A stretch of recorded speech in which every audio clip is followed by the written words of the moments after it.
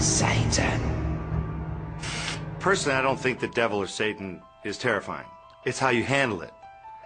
And in the case of The Exorcist, they treated it like it was clinically real. I'm a complete atheist. And during the length of that movie, I had total suspension of disbelief.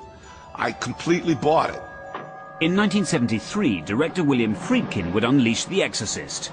This iconic scene marks the entrance of a man of God sent to rescue a 12-year-old girl possessed by satanic forces. William Friedkin went, you know what, folks? We're not playing around here. This is all real. The film was based on a true story of satanic possession in the late 1940s, giving credence to the film's truly disturbing premise. It was a boy, and I guess he was about a 15-year-old, something like that. And it was considered very true. There definitely was a feeling in the crew that we're fooling around with something that we shouldn't be. Playing the lead role of Regan was 12-year-old Linda Blair, whose guttural groans would mark the beginning of her terrifying descent into hell.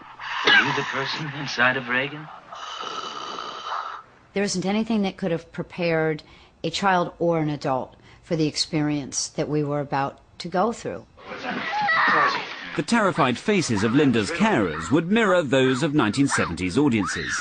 The Exorcist would go further into previously taboo territory than any film had ever dared before.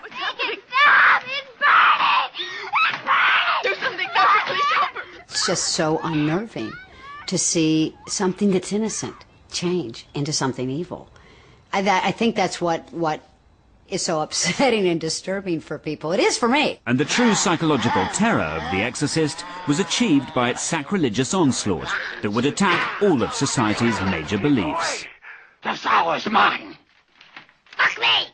Fuck me! It actually represents this great defilement of the child, defilement of religion, and everything that sort of we're expected to believe in. I think that it's the purpose of the scary movie to attack what we fundamentally hold dear. You know, it's like there are reasons certain things are sacred. It's because we don't want them altered or threatened. Even today, that famous scene of the child masturbating with the crucifix is something that, I mean, it still takes your breath away. This notorious scene is just as shocking today. It remains one of the most unsettling images ever produced for mainstream cinema. When it came to the crucifix scene, no one sat down and said, this is what it is. I was too young, nor should they have. It was all done very mechanically. I never understood what it was or why people were so upset about it till later. Lift me! Lift me! You can't find anything more vile than that. But then what would Satan do to show his total disdain and disgust for God? That's how he would do it. The devil has no conscience. He has no limits. He can do whatever he likes. And if you want to make something really nasty, how nasty can you get? And that's how nasty he got. And the degradation of the child would continue into the exorcism itself, where cutting-edge special effects made the devil's vile tirade seem shockingly real to audiences of the time. Amen. God, defender of the humans! If you hadn't have shocked the people, if we hadn't have gone as far as we did, it wouldn't have worked at all. The movie absolutely took not just this country, but the entire world by storm. The Exorcist became the highest-grossing scary movie of all time, taking over $160 million in the cinema alone, with people queuing up for hours to watch children mutilate themselves and swear at vicars. That film's reputation really did precede it. I can't believe a movie can scare an adult that bad that people would be fainting and leaving before it's over and stuff. The anticipation and excitement was so great that when the house was packed, when the lights went down, everybody went, ah! You know, we were so scared. It said Warner Brothers, ah!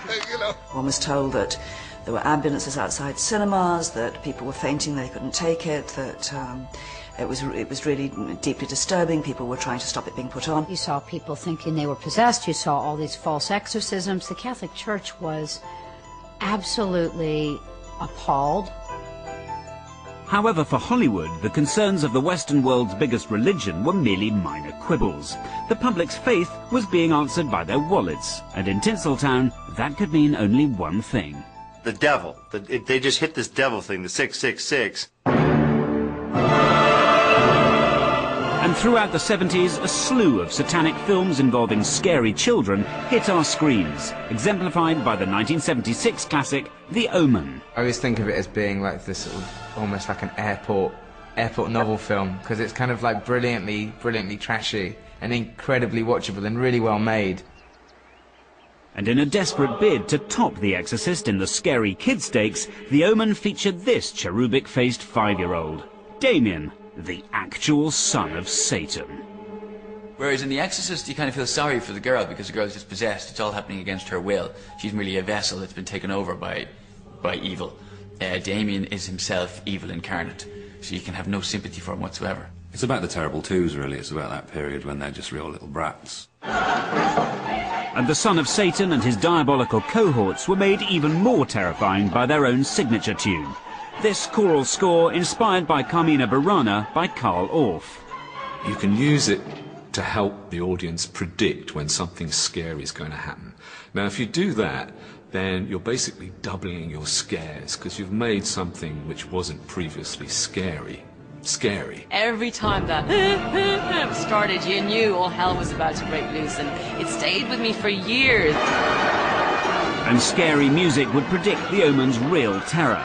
Scenes of satanic murder that were lovingly choreographed and so diabolically ingenious that they could only have been concocted in the pits of hell. Or worse still, in a Hollywood pitching session.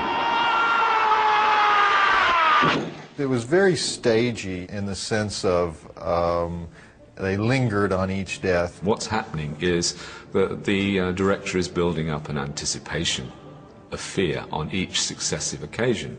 And each time it occurs and it happens, the next time the fear will be even greater. And this scene would be the culmination of Damien's satanic purge, with a build-up to possibly the most creative death scene ever committed to celluloid. It would not only slowly tease Damien's murderous plan, but also highlight his utter contempt for the MOT certificate. We started getting excited because we know he's going to get his head cut off. It's just a question of how, and it really doesn't disappoint.